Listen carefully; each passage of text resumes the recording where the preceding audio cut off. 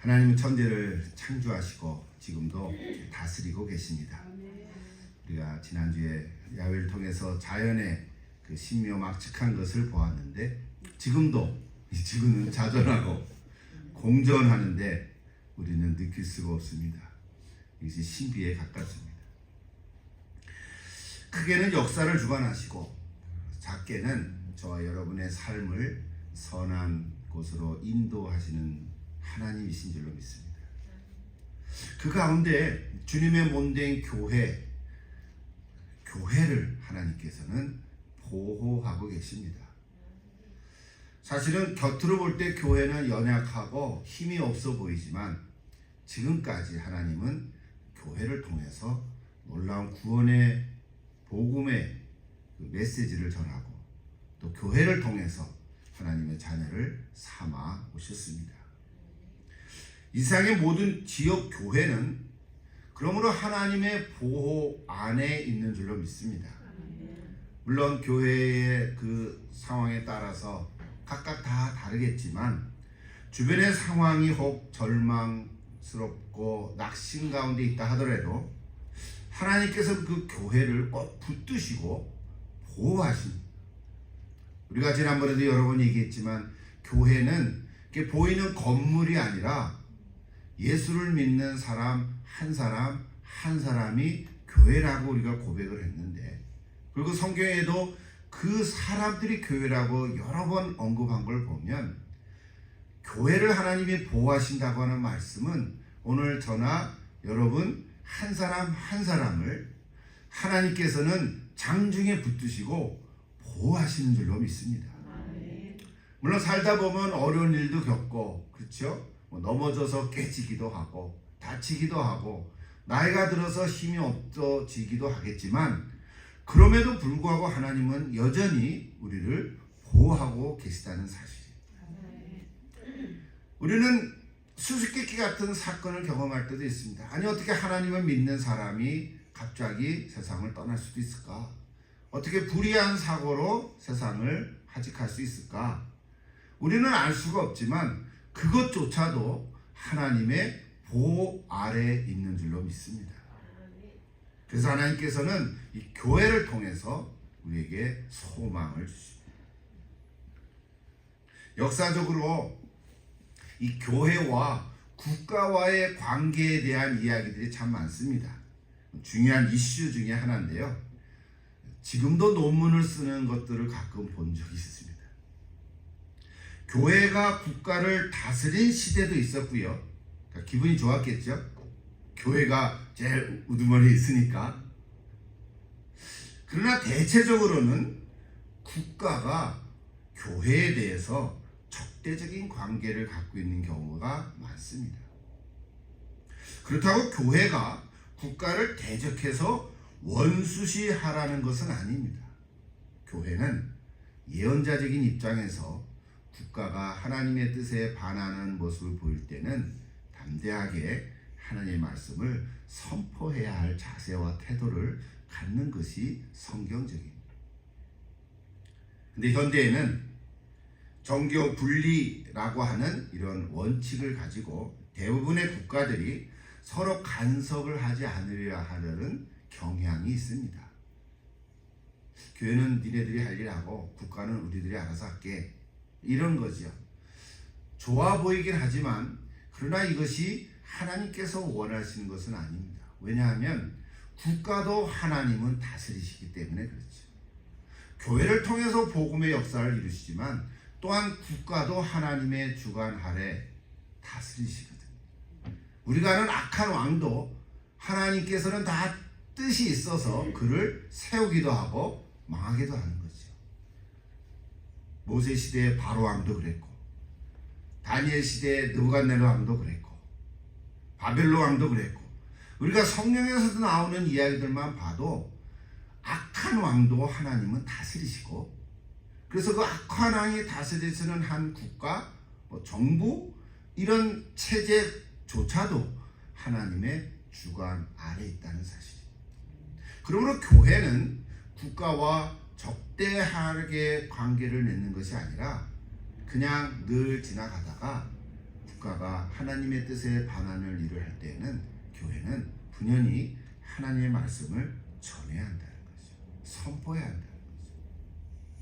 이것이 하나님께서 교회를 통해서 하시는 일입니다. 물론 쉬운 일은 아니고 또 그렇게 했다가 또 어려움을 당하기도 하지만 성경을 통해서 보면 또 교회 역사를 통해서 보면 교회와 국가의 관계가 이렇게 되어질 때 바람직하다는 거죠. 오늘 요한계시록 우리가 다시 또 묵상하면서 또 이렇게 설교를 하게 됐는데요. 요한계시록을 쓴 사도 요한이 살던 시대, 그 시대의 국가는 로마였죠. 로마는 강대국이었지만 로마는 교회에 대해서 굉장히 적대적이었고 많은 황제들이 성도들을 박해하고 핍박함으로써 교회를 없애버리려고 했습니다.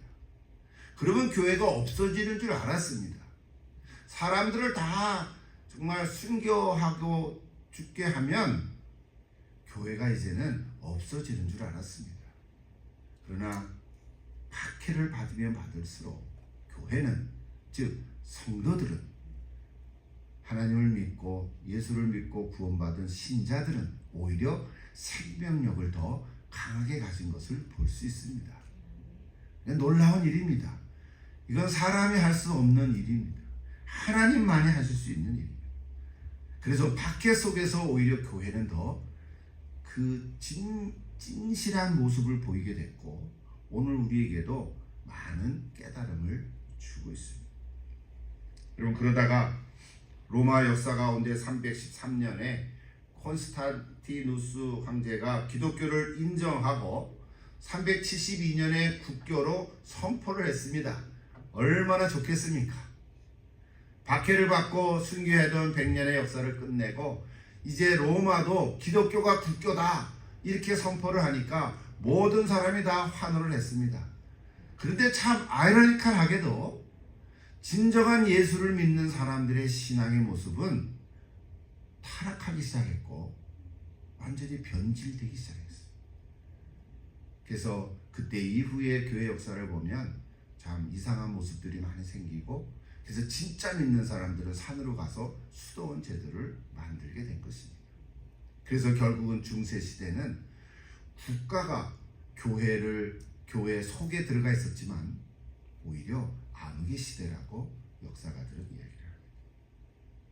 그러니까 한 나라의 국교가 되면 좋을 것 같았지만 오히려 그 관계는 바람직하지 않다는 것이죠. 겉으로 보이는 기독교를 국교로 인정하고 온 백성에게 복음을 선포한다고 하더라도 그 나라를 다스리는 지도자가 잘못하면 오히려 바람직한 모습을 띌 수가 없다는 거예요. 그 배후에는 우리가 보이지 않는 세력이 있기 때문에 그렇습니다. 오늘은 그 얘기를 잠깐 하려고 합니다. 보이지 않는 세력이라는 것은 우리가 잘 아는 영적인 존재인 사탄의 이야기입니다. 그의 졸개들인 악한 영들도 실제로 존재합니다. 우리 육신의 눈으로는 보이지 않고 실제로 걔네들이 있나 하는 의심이 들 정도이지만 실제로 우리 삶 속에 그들의 역사가 얼마나 많은지 모릅니다. 특별히 교회를 무너뜨리려고 하는 이 사단과 악한 영들의 공격은 이루 말할 수 없습니다. 그들도 하나님의 주권 아래 있지만 사단과 그의 졸개들은 사람들을 직접 또는 간접적으로 조종함으로써 자기네들을 따라오기를, 그리고 자기네들의 가치관을 따라가기를 원하는 것입니다. 이것이 그들의 하는 일입니다. 그래서 교회는 원튼 원치 않든 하나님의 나라의 교회가 세워지면 영적 전쟁 아래에 처해 있다는 사실. 오늘 저와 여러분, 우리 교회도 영적 전쟁 하에 있습니다. 여러분, 개개인도 내가 느끼고 있지 않다 하더라도 그 자체가 영적 전쟁 아래에 있는 것입니다. 그리고 이 세상에 존재하는 모든 지역교회는 보이지 않는 영적 전쟁을 통해서 우리는 승리해 가야 합니다. 우리가 잘 아는 에베소서 6장 12절의 말씀을 잘 기억하시죠? 우리의 싸움은 혈과 육에 대한 것이 아니고 통치자와 권세자들과 이 어둠의 세상 주관자들과 하늘에 있는 악한 영들을 대상한다고 했습니다. 이런 상황 가운데서 오늘 우리가 다시 요한계시록 말씀을 읽는 것입니다. 요한계시록은 단순히 미래에 대한 이야기가 아닙니다. 교회를 향한 하나님의 메시지입니다. 오늘도 교회를 향한 하나님의 메시지를 통해서 오늘 저 여러분이 다시 한번 새로운 힘과 용기와 소망을 갖게 되기를 기도합니다. 좀 몇 주간 이렇게 지나갔다가 다시 요한계시록을 말씀하니까 전에 제가 나눠드렸던 전체적인 구조를 한번 다시 이렇게 리마인드하면 좋겠는데요. 여러분 요한계시록은 여러 부분으로 이렇게 짜여져 있죠. 아주 큰 그림으로 보면 저렇습니다. 1장에 도입이 나오고 예수 그리스도에 대한 환상의 이야기들이 나오죠. 예수님은 누구신가 이렇게 나옵니다. 또 2장과 3장을 통해서 소아시아 7교회에 주신 메시지를 우리가 잘 들었습니다.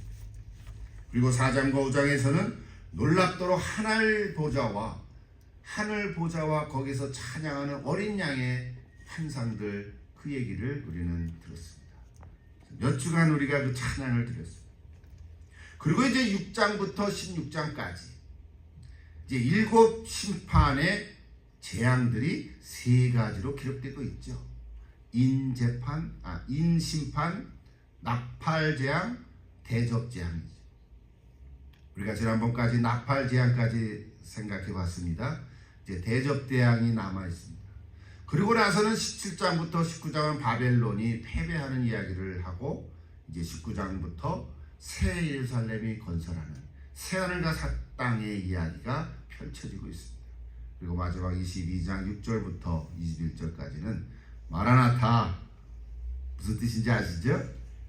주 예수여 어서 오십시오. 어서 오시옵소서 하고 계시록을 마무리하게 됩니다. 이게 큰 줄거리인데요. 지금 우리가 얘기하려고 하는 시점이 어디 있냐면 이제 6장과 16장의 나팔재앙을 끝내고 대접재앙의 이야기를 하기 전에 잠시 막간의 이야기입니다. 그래서 오늘부터 다루는 12장부터 15장까지는 막간 삽입이라고 하는 말로 이야기하고 있습니다. 막간 삽입을 전체 보니까 한 10가지가 되는데 우리 전에 5가지를 우리가 살펴봤습니다.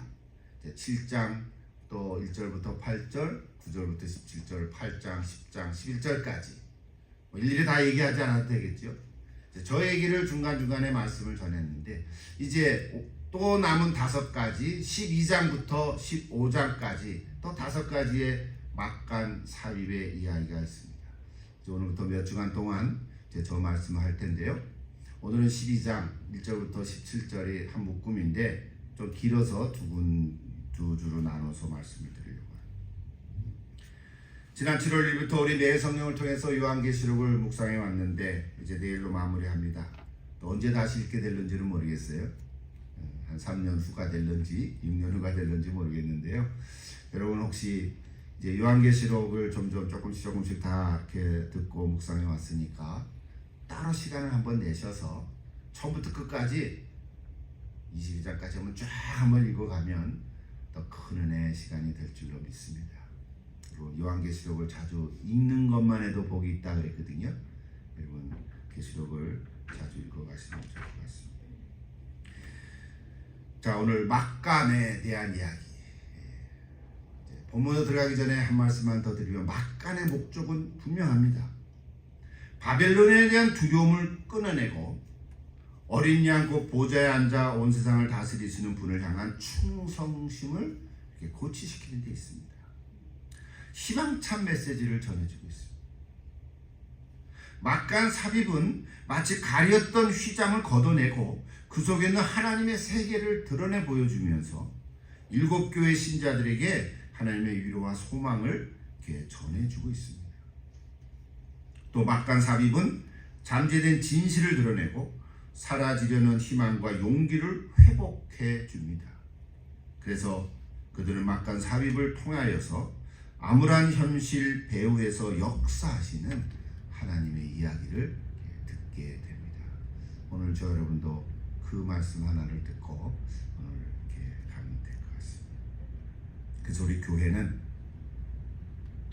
사회 주변으로 밀려난 소외된 사람들에 대한 관심을 갖고 아픔과 질병으로 고통받는 사람들에 대한 긍휼의 마음을 품고 사회적으로 억압받는 사람들에게 소망을 주고 구원의 복음을 전하는 선교적인 공동체가 되는 것입니다.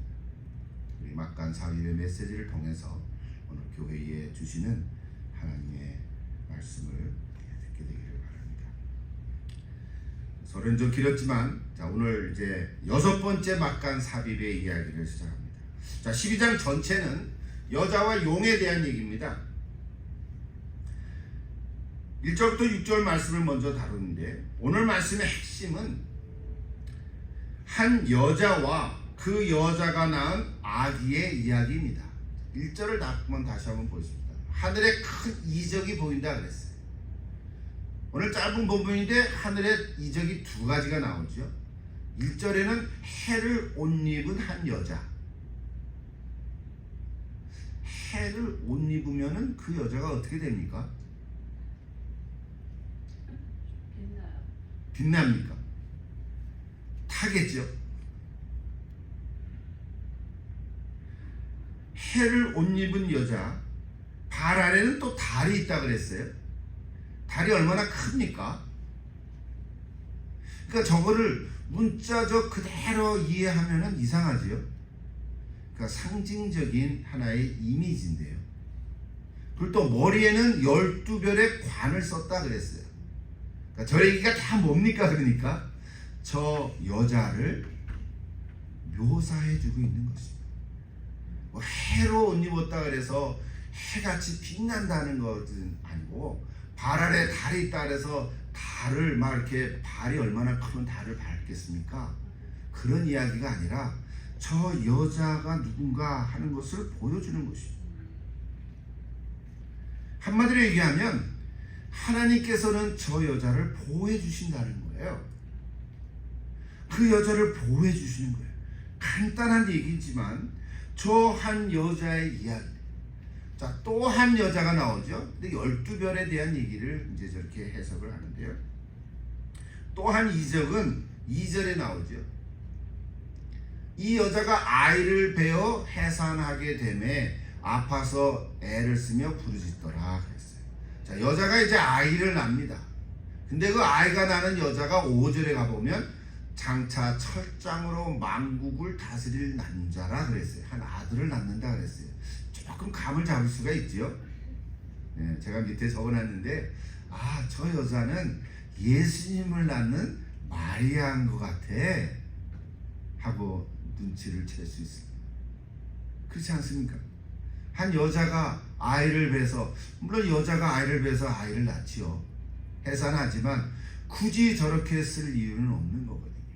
그리고 그 아들을 낳는데 철장으로 만국을 다스린다는 거예요. 한 나라를 다스리는 왕 정도가 아닌 거예요. 무슨 박혁거세 같은 그런 한 나라의 신화적인 이야기가 아니라 만국을 다스리는 왕행 중의 왕, 하나님의 아들을 보여주는 거죠. 그렇게 볼 때 저 여자는 마리아라고 우리는 연상을 시킬 수 있습니다. 또 하나 보면 오늘은 읽지 않았지만 12장 17절에 가보면 또 저런 얘기 있습니다. 용이 여자에게서 분노하여 들어가서, 용 얘기를 제가 안 했는데요. 그 여자의 남은 자손과 하나님의 계명을 지키며 예수의 증거를 가진 자들과 더불어 싸우려고 바다 모래 위에 서 있더라 그랬어요. 그러니까 저 여자는 예수의 증거를 가진 자들이죠. 쉽게 얘기하면 그리스도를 믿는 사람들이에요. 즉 교회를 의미하는 거예요. 오늘 저와 여러분을 말씀하고 있는 거예요. 조금 이렇게 보면 처음에는 열둘이라 해서 이스라엘인가 한 나라로 생각할 수 있었지만 아기를 낳는다 그랬었는데 그 아기가 만국을 다스린다 그러니까 예수님인 것 같아.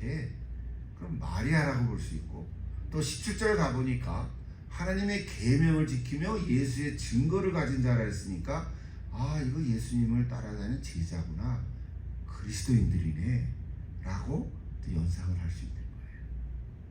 다 맞는 얘기들이에요. 다 맞는 거예요. 근데 이제 다시 돌아가서 4절을 보면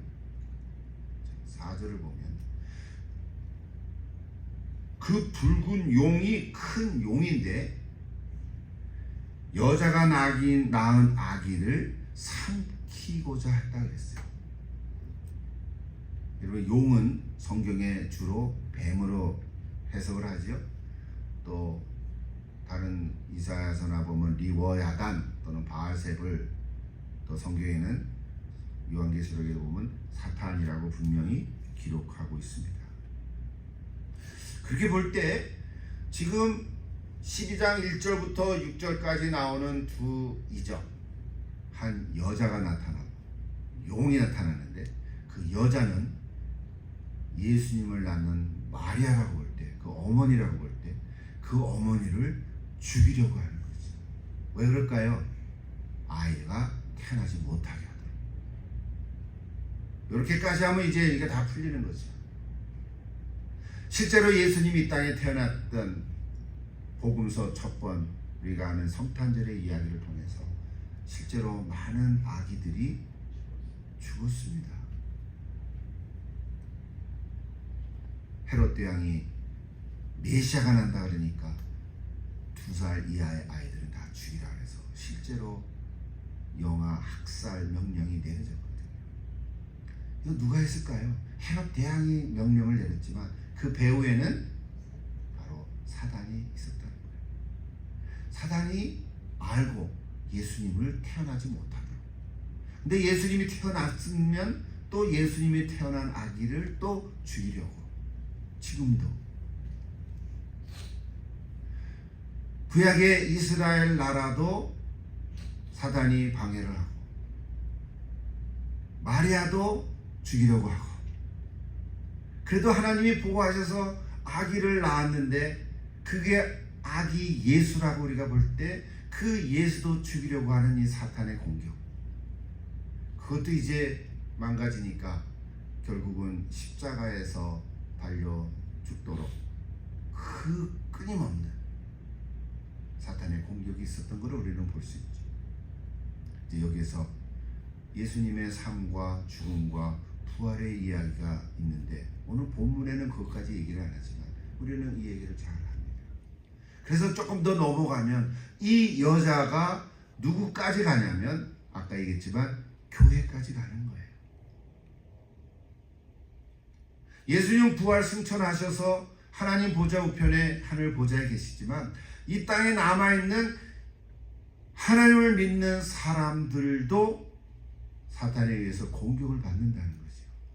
오늘 저 여러분도 사탄의 공격을 받고 있습니다.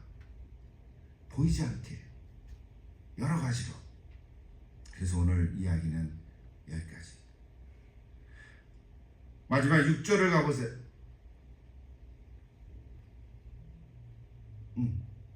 저거는 아까 용에 대한 이야기를 제가 얘기한 건데요.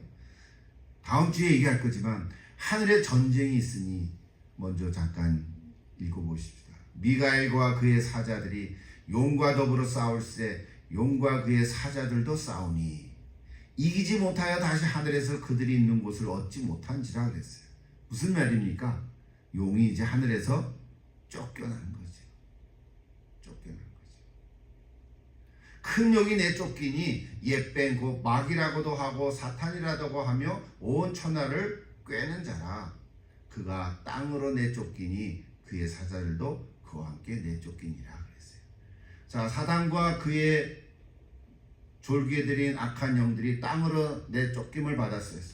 그래서 뭐 하는 거예요? 이제 쫓겨나서 바로 예수님을 믿는 성도들을 유혹하고 교회를 없애려고 하는 거죠. 그것이 초기 교회에 있는 박해와 순이었죠. 오늘 요한계시록을 쓴 시대가 바로 그런 시대였다는 거예요. 그런데 이제 6절에 가보면 그 여자가 광야로 도망감에 거기서 친히 1260일 동안, 1260일은 3년 6개월이죠. 그건 한 기간을 얘기하는 거예요. 그를 양육하기 위해서 하나님께서 예비하신 곳이 있더라 그랬어요. 하나님이 보호하시는 거예요. 이스라엘도 망했지만, 포로로 잡혀갔지만 보호하셔서 다시 돌아오게 하시고, 마리아도 아기를 가졌지만 죽임을 당할 위험에 처했지만 또 아기를 낳게 됐고, 아기가 또 낳았지만 죽임을 당할 수도 있었지만 하나님은 또 보호하시고, 그래서 베들레헴에서 낳았지만 나사렛으로 옮겨가고, 또 나사렛에서 헤롯 대왕이 죽었다라고는 말씀을 듣고 다시 돌아와서 그는 그런 이야기들을 우리는 잘 알고 있습니다. 여기까지는 예수님의 이야기인데, 오늘 요한계시록을 통해서 우리에게 주시는 메시지는 뭐냐면 그 여자가 바로 오늘 교회라는 거예요. 저 이야기는 창세기부터 이미 예언이 됐습니다. 여러분 잘 아는 창세기 3장 15절에 보면, 같이 한번 읽을까요? 저건 여러분 잘 아는 얘기죠. 내가 하나님이죠. 너가 누구예요? 뱀, 하와를 유혹한 뱀, 너에게 재앙을 내리는 거예요. 내가 너로 여자의 원수가 되게 하고 네 후손도 여자의 후손과 원수가 되게 하리니, 여자의 후손은 네 머리를 상하게 할 것이요 너는 그의 발꿈치를 상하게 할 것이라. 잘 아시죠? 창세기 3장 15절도 놀라운 복음의 메시지의 말씀입니다. 그 여자의 남은 자손이 누구냐면 바로 예수 그리스도를 얘기하잖아요. 여자의 후손이 예수님인 거예요. 조금 더 나가면 바로 오늘날 교회를 얘기하는 거예요. 오늘 말씀은 간단하지만 분명합니다. 정리를 하면 해를 입은 여자는 바로 7 교회에 충성된 증인들이라는 거예요. 역사적으로 여자는 구약의 한 나라, 즉 이스라엘이라고 얘기할 수도 있고, 신약 시대에 예수님을 뵌 어머니 마리아라고 볼 수도 있고, 그리고 그 태어난 아기는 예수님이니까 그 여자는 바로 오늘날 교회라고도 말할 수 있는 거예요. 이렇게 여자에 대한 해석이 쭉 역사적으로 흘러오는데, 이거는 맞는 얘기예요. 어느 한 곳만 얘기하면 안 되는 거예요. 그래서 이제 결론적으로는 오늘 우리 교회가 충성된 예수의 증인들인데, 바로 그리스도를 따라다니는 선한 제자들, 오늘 저와 여러분이. 여기서 우리가 놓치지 말아야 할 메시지가 하나 있습니다. 우리는 저 요한계시록 말씀을 이해하기 위해서 이러저런 이야기를 하는데, 저 여자가 누굴까? 하와인가? 이스라엘인가? 마리아인가? 오늘 얘기처럼 교회인가? 라고 우리는 묻게 되는데, 사실은 그렇게 물을 것이 아니라, 저 여자는 한 인물로 시작이 되지만 역사적인 흐름을 지나가면서 다른 인물로 계속해서 변화하고 있다는 사실인 거예요. 오늘 교회까지 온 거예요. 그래서 오늘 저기 요한계시록 12장 1절에 나오는 그 해를 입은 여자는 과정을 거쳐서 오늘날 저와 여러분 예수 믿는 사람들 공동체인 교회라고 의미를 해석하는 거죠. 여자의 이야기를 통해서 우리는 하나님의 메시지를 들을 수가 있습니다. 실제로 계시록을 찾아보면 여자라고 하는 단어가 여러 개 나옵니다. 해석이 다 달라요. 오늘 12장에서는 예수를 믿는 사람들, 즉 교회라고 우리가 의미를 받는데, 17장에도 그냥 여자라 나오는데, 그때 여자는요 교회가 아니라 큰 음녀를 의미합니다. 하나 더 21장에 나오는 여자는 신부를 또 말하고 있습니다. 그래서 똑같은 여자라는 단어지만 그 말씀의 배경에 따라서 다 달리 해석을 하는 거예요. 오늘 우리는 12장을 다시 시작한 시점에서 삽입막간을 통해서 우리에게 주는 메시지는 저 여자는 바로 오늘날 교회라고 하는 거죠.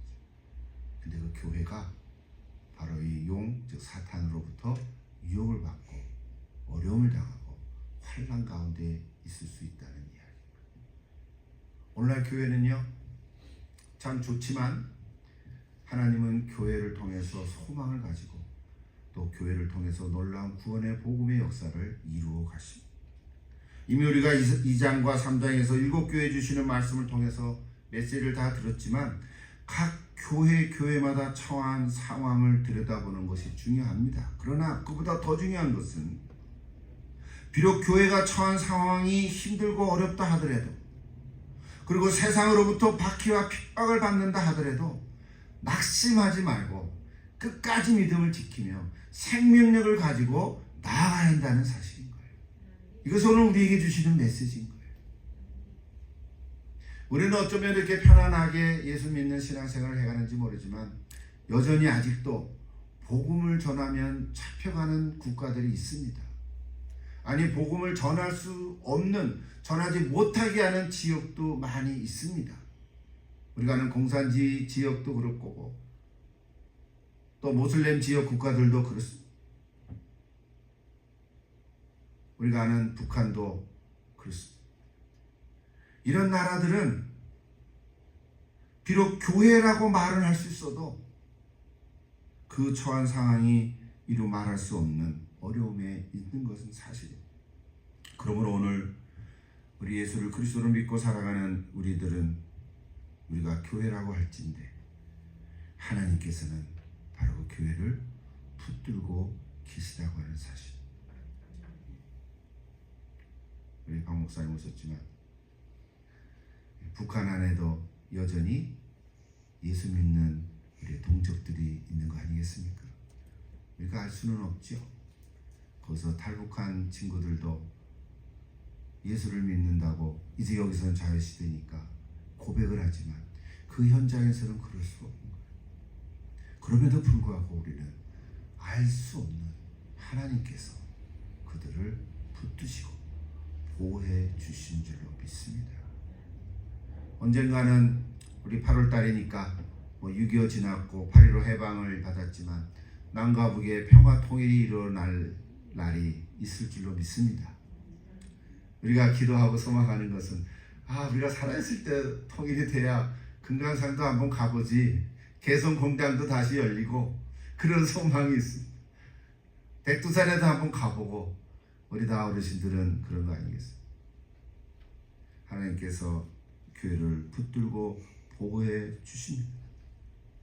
교회의 모습이 어떠하든지 겉으로 보이는 예배당의 모습이나 모이는 수나 크기나 사역의 다양성에 관계없이 주님의 몸된 교회에 속한 한 사람 한 사람을 하나님께서는 보호해 주신다고 하는 사실입니다. 여러분도 하나님은 보호해 주십니다. 그걸 믿으십시오. 그러다가 사고를 당하기도 하지만 내가 요만큼만 사고 당했구나. 다리가 다쳤으면 손 안 다친 거 감사하고, 다리가 하나 다쳤으면 2개 안 다친 거 감사하고. 옛날 서펄선 목사님이 그런 표현했거든요. 손 다쳤으면 머리 안 다친 거 감사하고. 우리의 삶 자체가 하나님의 보호하심에 있는 줄로 믿습니다. 그러다가 하나님의 때가 되면 우리를 데려가시겠지만, 그래서 사탄의 유혹과 방해로 교회가 힘들고 어렵다 하더라도 하나님의 교회는 결코 무너지지 않을 줄로 믿습니다. 하나님의 교회는 결코 무너지지 않습니다. 어떤 이름이 찍힌 교회는 문을 닫을 수는 있어도 그 속에 예수 믿는 사람 한 사람은 결코 무너지지 않는다는 사실. 어디를 가도 예수를 믿는 그 사람은 바로 그것이 나의 교회이기 때문에 그렇습니다. 우리는 선교에 대한 얘기를 많이 하는데요. 교회는 그래서 성령의 능력 안에 있는 교회입니다. 교회는 성령의 능력 안에 있습니다. 이건 윌리엄 몰트만이 쓴 책의 제목인데요. 제가 연세대학교 대학원에서 공부할 때 그때 김균진 교수가 번역한 성령의 능력이 있는 교회 이 두툼한 책을 같이 읽으면서, 그리고 몰트만이 쓴 책이 많이 번역이 됐는데 그거를 다 같이 읽으면서 참고로 논문을 쓴 적이 있습니다. 여러분, 모든 교회에 하나님의 소망이 있습니다. 교회는 그 자체가 선교적 교회입니다. 이 말은 선교하는 교회라는 뜻이 아니라 교회 자체가 선교적이라는 거예요. 선교의 주체는 내가 아니라 하나님이시라는 거예요. 그래서 미시오데이라는 말을 우리가 하지 않습니까? 하나님의 선교. 주체는 하나님이시고 삼일체 하나님이시고 그 원리는 성육신의 사건에 있습니다. 이것이 선교적 교회의 이야기. 사랑하는 여러분, 오늘은 특별히 요한계시록 6장의 앞말씀을 이렇게 다시 리마인드하면서 막간의 삽입을 통해서 오늘 우리에게 주신 메시지를 드렸습니다. 우리가 살아가는 내 삶의 현장, 그것이 바로 선교지인 줄로 믿습니다. 선교를 하나님이 하시고 우리는 도구입니다. 우리는 다만 그 하나님 부르심에 순종할 뿐입니다. 여러분의 형편과 처지가 어떠 하든지, 또 여러분의 삶의 현장이 어떠 하든지 그 자리에서 하나님 나라를 이루며 살아가는 하나님의 나라요 교회인 줄로 믿습니다. 하나님이 끝까지 보호하실 줄로 믿습니다. 기도하십시오.